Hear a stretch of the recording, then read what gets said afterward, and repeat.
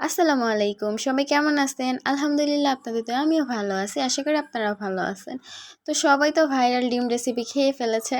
But আমি একবার খাইছি বাট আপনাদের সাথে শেয়ার করা হয়নি। তো চলেন আজকে আপনাদের সাথেও শেয়ার করি কিভাবে সেই ভাইরাল ডিম তৈরি করতে হয়। তো চলেন আমরা দেখে আসি।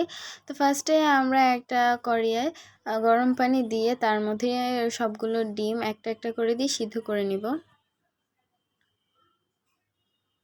এই রেসিপির জন্য ফার্স্টেই ডিমগুলো ভালো করে সিদ্ধ করে নিতে হয়। সবাই তো এই ডিম রেসিপি ট্রাই করা হয়ে গেছে বাট আমার এখন ট্রাই করা হয় নাই, তাই আমি এখন ট্রাই করে নিব। আর সবার পরে মনে হয় এই ডিম রেসিপি আমি ট্রাই করতেছি আর আপনাদের সাথে শেয়ার করতেছি। আর ডিমগুলোর মধ্যে হালকা একটু লবণ দিয়ে দিব যাতে ডিমগুলো ভালো করে সিদ্ধ হয় আর খোসাগুলো ভালো করে ছাড়ানো যায়। এতে আমাদের ডিমগুলো সিদ্ধ করা শেষ, এবার সবাই একটা একটা করে ছুলে নিতেছি। তো এই পাশে আমরা অনেকগুলো চাটনি নিয়ে আসছি আর এই পাশে শসা কুচি করে নিছি। আর এই পাশে কুচি করে নিছি পেঁয়াজ আর কাঁচামরিচ। এগুলোই হচ্ছে মূল উপাদান, এগুলো দিয়ে আমরা ডিমের চাটনি তৈরি করব। আর এই পাশে দিয়ে দিচ্ছি বিট লবণ সামান্য পরিমাণে।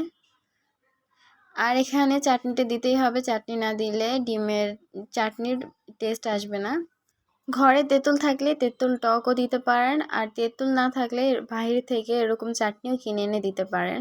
তো এই তো আমরা সবগুলো একসাথে দিয়ে এখন ভালো করে মেখে নিব। আর আপনারা কে কে এই ভাইরাল ডিম চাটনি রেসিপিটা ট্রাই করছেন অবশ্যই বলবেন। এটা তো খুবই মজা, এখন এটা খুবই ভাইরাল ট্রেন্ডিংয়ে চলতেছে। আর এই পাশে দিয়ে দিব হচ্ছে গিয়ে কাসুন্দি দিয়ে দিব, আর দিব কিছু পরিমাণ টমেটো সস। এই রেসিপি একবার খেয়ে আমি এর প্রেমে পড়ে গেছি, এটা আসলে খুবই মজা। আমি যে ডিম সিদ্ধ খুব একটা পছন্দ করি না, ডিমের গন্ধ আমার খুব একটা ভালো লাগে না, কিন্তু এই ডিম রেসিপি খেয়ে আমি বারবার খেতে ইচ্ছে করে, এতই মজা এই ডিম রেসিপি।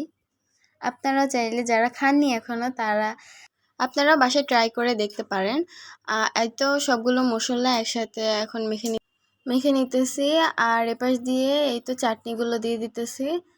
চাটনি হচ্ছে এই রেসিপির আসল হচ্ছে মশলা, এটা না দিলে কোনো টেস্টই আসবে না, এটাই দিতে হবে, ঠিক আছে? আর এটা দিলে অনেক বেশি মজা লাগে। তো এই তো খুব সুন্দর করে আমরা সবগুলো একসাথে মেখে নিব। আর একটু টেস্ট করে নিতেছি আর কিছু লাগবে নাকি। তো মনে হলো আর একটু কাসুন্দি তারপর আর একটু টমেটো সস সবগুলো আর একটু বাড়িয়ে দিলে হয়তো একটু বেশি মজা লাগবে, তাই পরে সবগুলো আর একটু অল্প অল্প করে দিয়ে দিলাম। আর আমার ভিডিও আপনাদের কেমন লাগে অবশ্যই বলবেন।